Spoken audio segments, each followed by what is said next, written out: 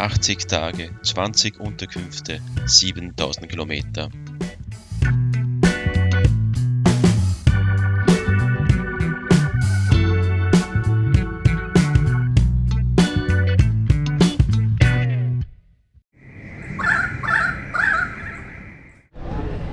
Am Flughafen in Wien beginnt unsere Reise nach Australien, zum 3. Mal. Das Land hat es uns angetan, es lässt uns einfach nicht los.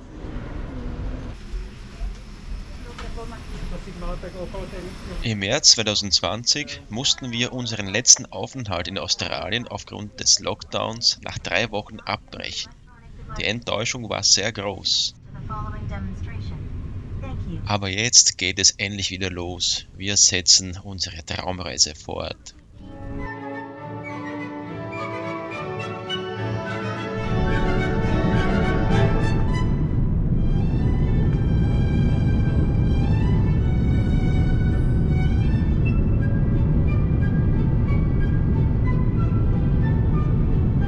Wir fliegen mit China Airlines über Taipei nach Sydney. In 80 Tagen werden wir aus Brisbane zurückkehren.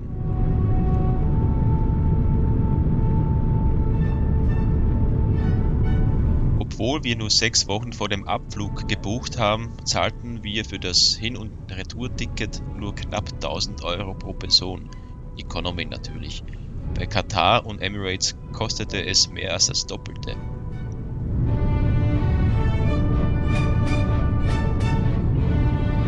Darüber hinaus gönnten wir uns für 150 Euro pro Person einen Sitzplatz mit Beinfreiheit beim Notausgang. Diese Investition hat sich auf jeden Fall ausgezahlt.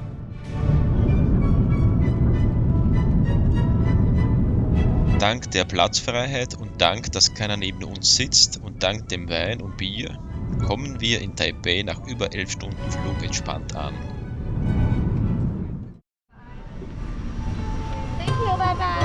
Das Boarding für den Weiterflug am Terminal 2 beginnt in 1 Stunde.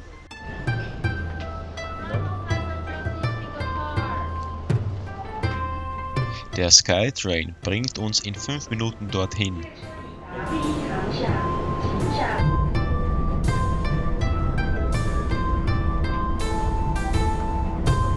Da sind wir schon.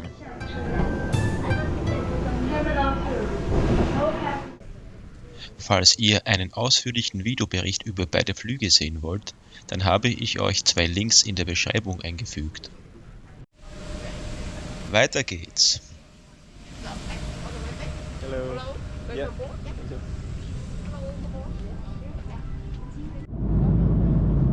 Essen, ein bisschen Bier und warten.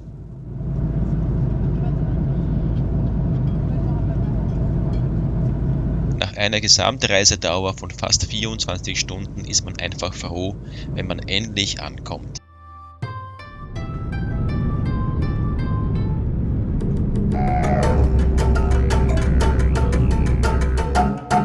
Der Landeanflug auf Sydney entschädigt jedoch die Strapazen.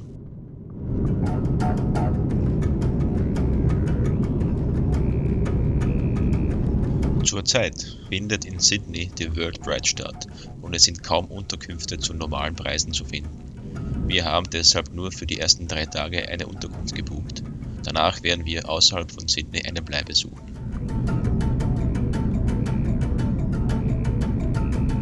Endlich gelandet. Wir sind am Ort unserer Sehnsucht angekommen und das sogar pünktlich. Ich kaufe mir gleich am Flughafen eine Prepaid-SIM-Karte von Optus und bestelle ein Uber-Taxi. Dieses bringt uns in 20 Minuten zum Southend Hotel. Es ist nicht die schönste Unterkunft, aber für 3 Nächte reicht es.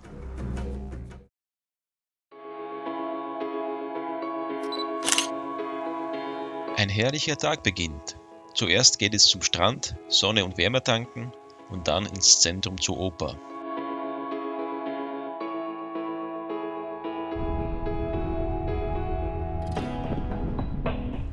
Niki kauft sich hier gleich ein australisches Souvenir made in China, welches sie immer stolz tragen wird. Wir kehren wieder zurück zum Strand, weil dort bald die Happy Hour beginnt. $6 das Pint. Unser erstes Bier. Es schmeckt.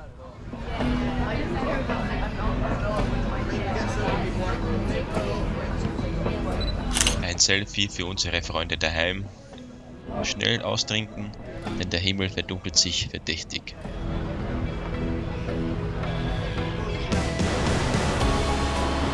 Gerade noch nach Hause geschafft.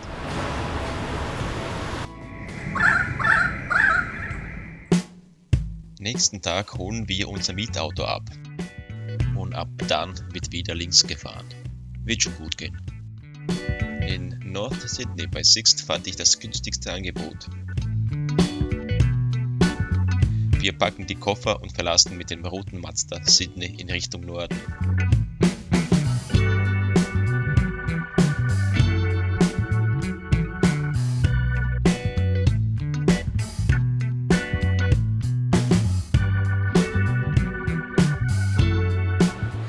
Im Blue Lagoon Beach Resort war noch eine Hütte für eine Nacht frei. Danach wird es etwas schwierig, eine Bleibe zu finden. Morgen beginnt das Wochenende und alle Unterkünfte in der Umgebung sind ausgebucht. Das eigentliche Ziel ist Pacific Palms, aber auch dort sind sie bis Sonntag voll.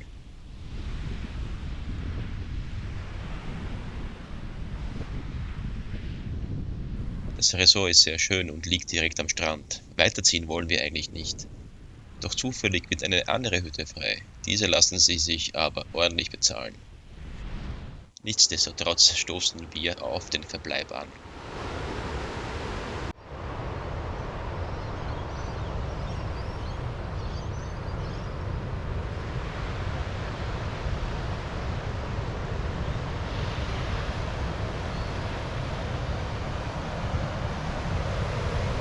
Der Sonnenaufgang und der romantische Strandspaziergang entschädigen allerdings das Loch in der Geldbörse.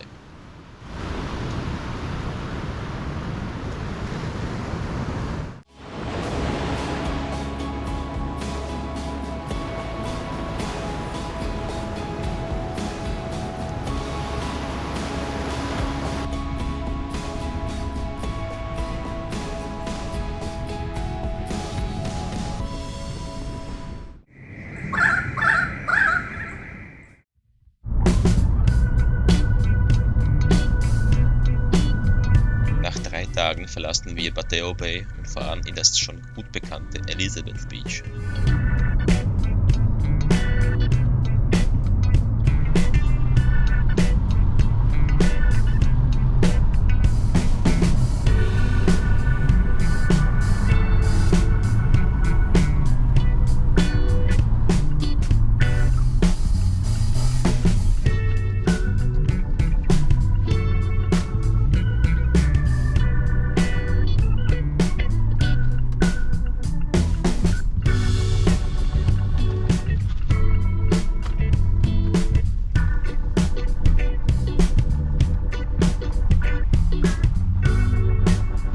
Wir haben das gleiche Haus wie vor 3 Jahren, alles beim Alten.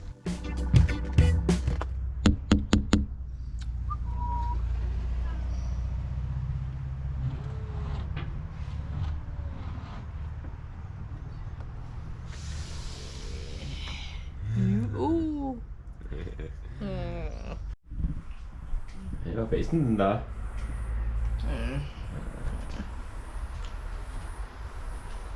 Die Freude, ihn zu sehen, hält sich bei Niki in Grenzen.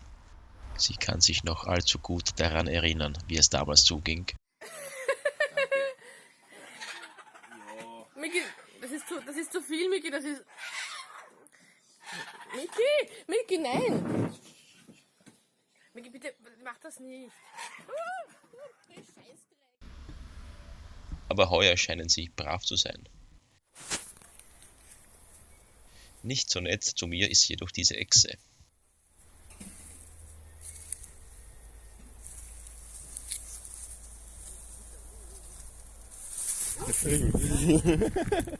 Ich gehe lieber.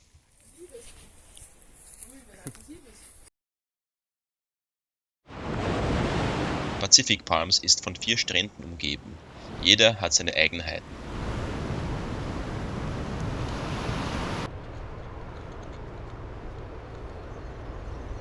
Elizabeth Beach ist nur ein paar Meter entfernt vom Caravanpark und eignet sich gut für Familien mit Kindern. Die Wellen sind hier nicht so groß. Heute aber schon.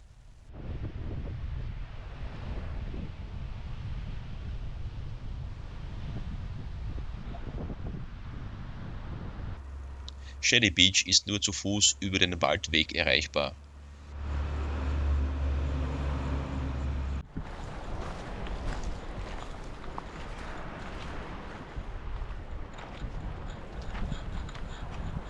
Diesen kleinen Strand kennen wir noch nicht. Vor 3 Jahren hat es uns nicht hierher verschlagen. Das war damals leider ein Fehler. Er ist für uns einer der schönsten Strände. Und ein Nudistenstrand.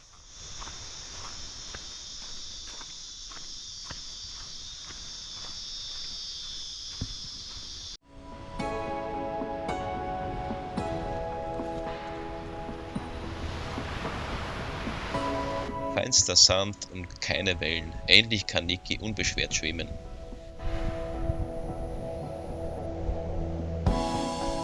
Der 3. Strand ist größer und nennt sich Boomerang Beach. Dieser eignet sich gut für lange Spaziergänge und zum Wellenreiten.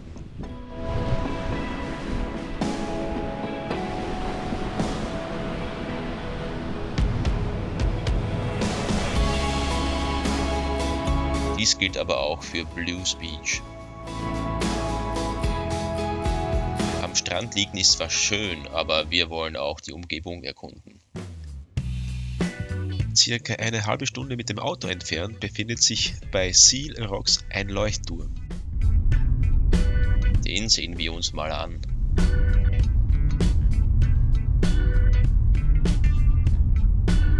Das letzte Stück wird zu Fuß zurückgelegt.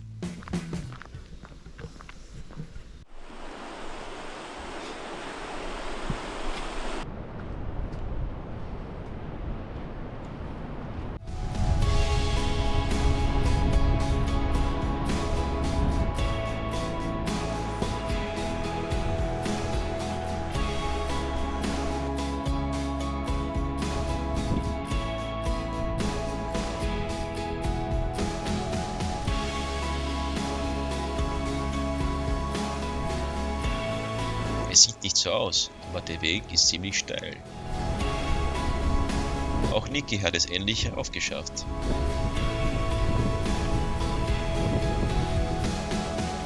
Der Ausblick entschädigt die Strapazen.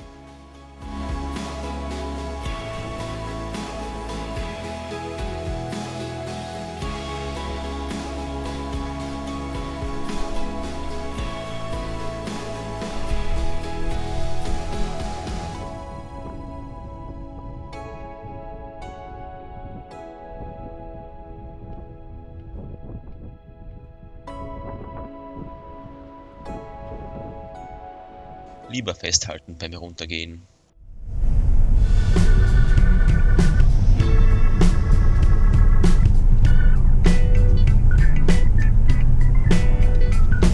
Der Strand bei Seal Rocks sieht nicht schlecht aus. Leider haben wir keine Badesachen mit. Das ist ärgerlich.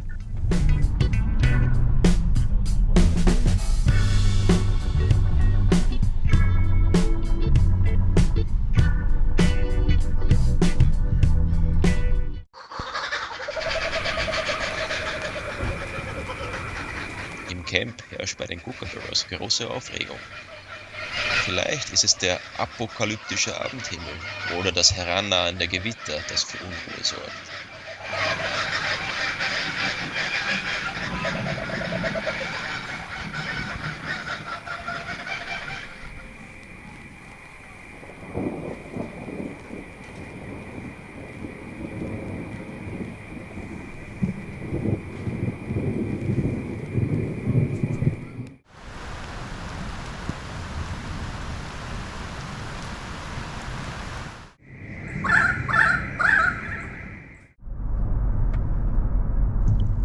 Nach 6 Tagen verlassen wir Pacific Palms.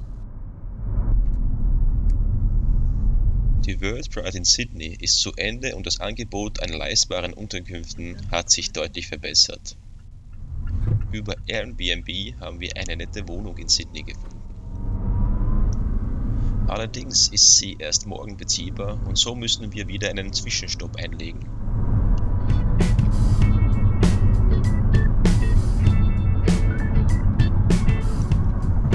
Wir übernachten in einem Motor Inn bei Lake Haven in der Nähe von Pateo Bay.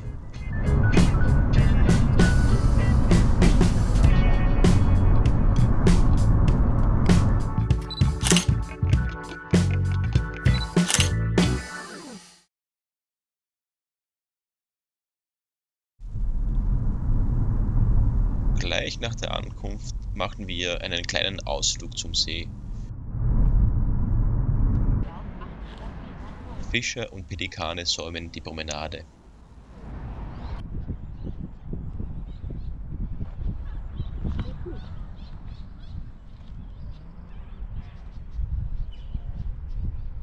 Ein Abstecher zum Strand darf nicht fehlen. Erinnerungen an damals werden wach. Hier hatte mich vor ein paar Tagen beim Schwimmen eine Strömung hinausgezogen. Und ein Rettungsschwimmer brachte mich wieder zurück. Wie peinlich das doch war. Nächsten Tag verlassen wir Lake Haven.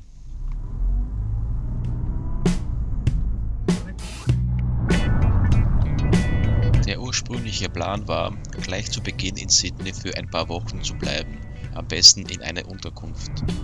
Ich versuchte schon vor der Ankunft in Australien über andere Plattformen als Airbnb eine Bleibe für mindestens einen Monat zu finden, jedoch erfolglos. Also musste ich wieder zu Airbnb zurückkehren. Langzeitmieten waren eher selten vorzufinden.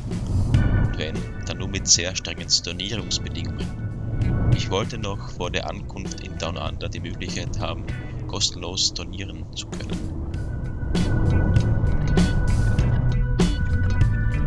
Unterkünfte für eine Woche gab es einige. Natürlich waren diese aber etwas teurer, als wenn man für einen Monat mieten würde. Aber durch etwas Verhandlungsgeschick wurde schon mal Rabatt gewährt. So wie bei dieser Unterkunft.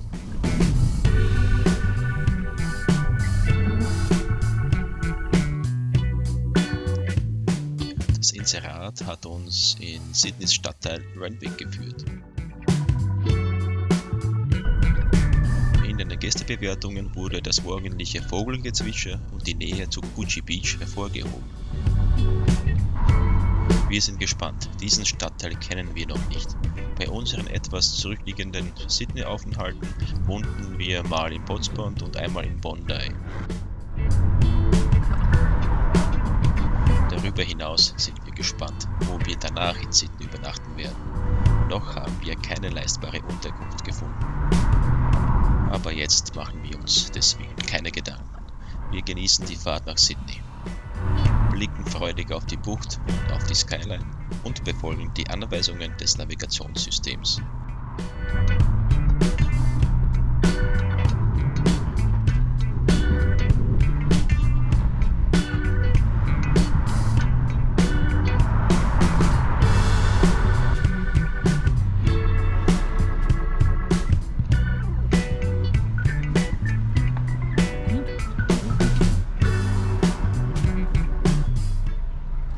Es erwartet uns eine schöne und geräumige Unterkunft. Wir fühlen uns wohl. Mal.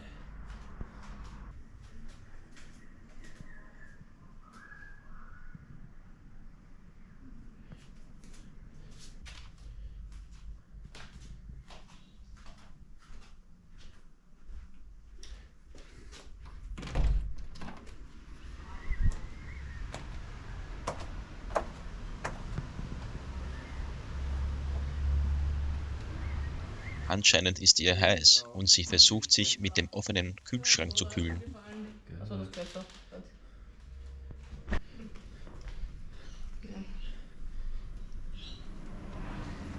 Eine bessere und klimafreundliche Abkühlung finden wir jedoch am Strand von Coogee.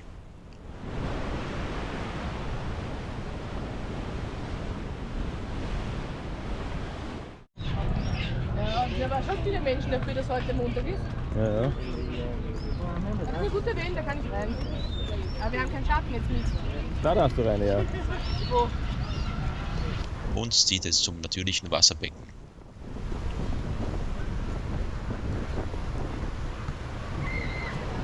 Voll.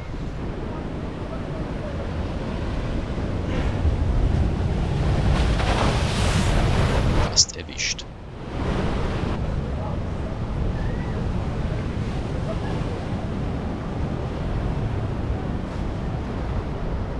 Der nächste, der eine Abkühlung sucht.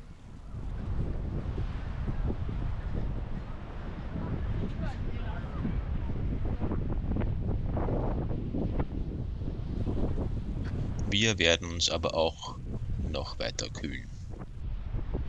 Im Gucci-Pavillon. Natürlich mit einem Happy Hour Bier.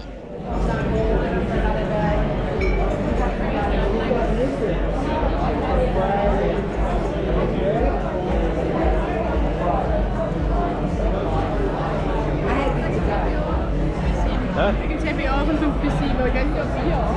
Ja, Was sind es Bonus? ja. Ja,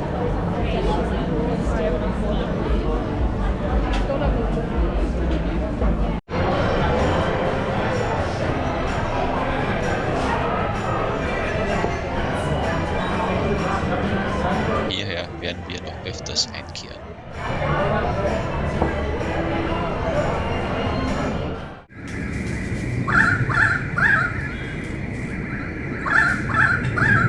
Die Abende genießen wir zu Hause auf der Terrasse und hören den Vögeln zu, wenn sie sich gute Nacht sagen.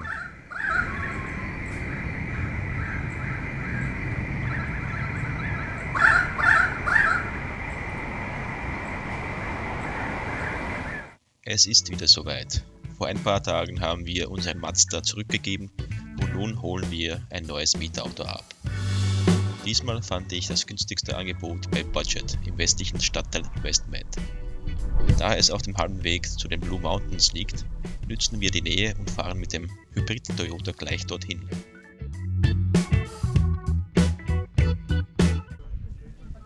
Wir sind in der Stadt Katoomba, ca. 1000 Meter hoch. Die Luft ist hier anders, rein und klar. Der Krater sieht wie eine Brokkoli-Landschaft aus.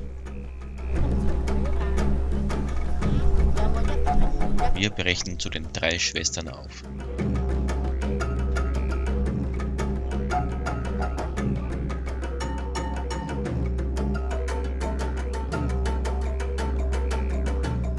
Auf dem Pfad begegnen uns erstarrte Wesen und schnaufende Wanderer.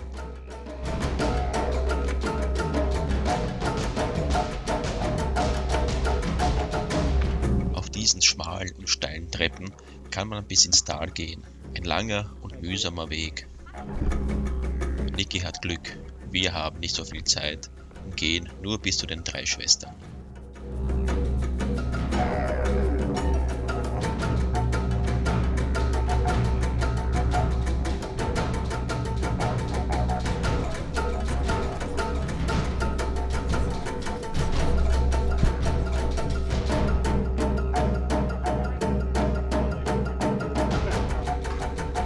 Auf der Rückfahrt bleiben wir kurz im Zentrum stehen.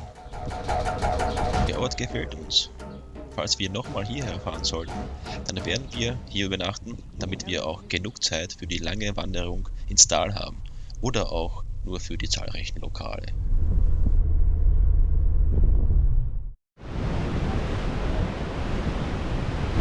Am nächsten Tag nehmen wir ein Bad bei den Klippen. Niki traut sich aber nicht. Sie bevorzugt doch lieber das geschützte Becken ein paar Meter vorne. Dieses heißt Mahoon Pool und befindet sich in der Nähe von Maroubra Beach.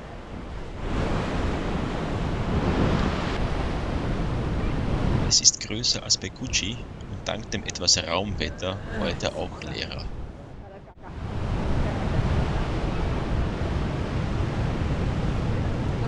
Ein neuer Tag beginnt und das im Airbnb-Inserat versprochene morgendliche Vogelgezwitscher ist voll im Gange.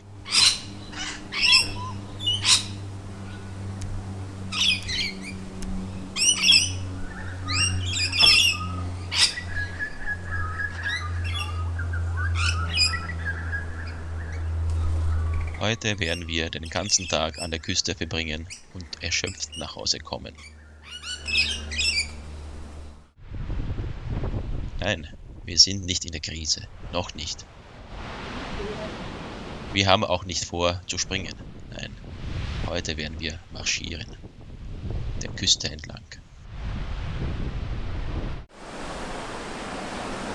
Der Coastal Walk erstreckt sich von Bondi Beach über Tamarama Beach, Bronte Beach, Clovelly Beach, Gucci Beach bis nach Maroubra Beach. Wir werden aber nicht den ganzen Weg gehen, sondern nur von Bronte bis zu Coogee Beach.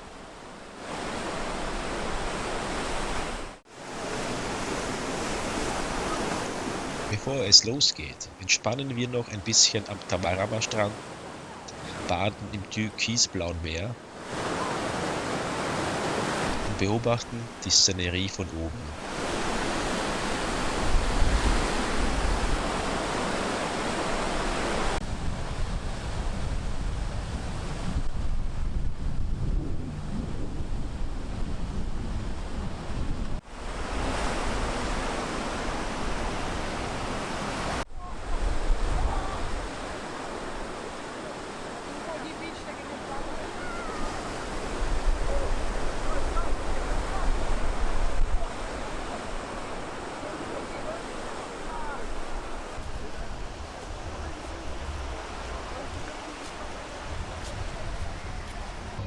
Am Bronte Beach stärken wir uns mit einem Burger.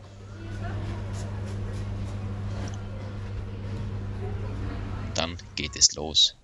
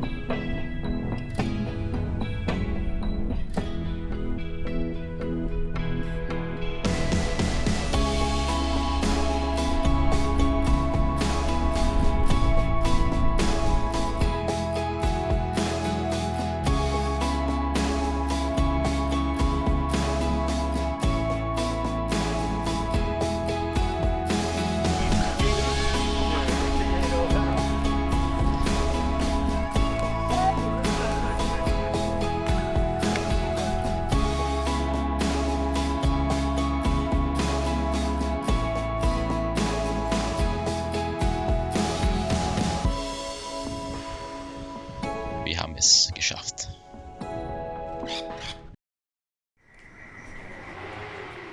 Es ist der letzte Tag in dieser Unterkunft.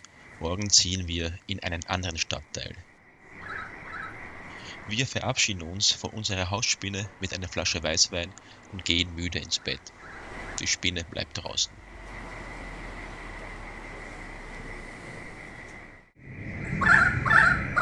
Die Koffer sind im Auto verstaut und dann geht es weiter. Wohin genau? Das werdet ihr im nächsten Teil erfahren. Bis bald. Weitere Informationen zum ersten Teil findet ihr auch auf unserer Seite zwischenstopp.net.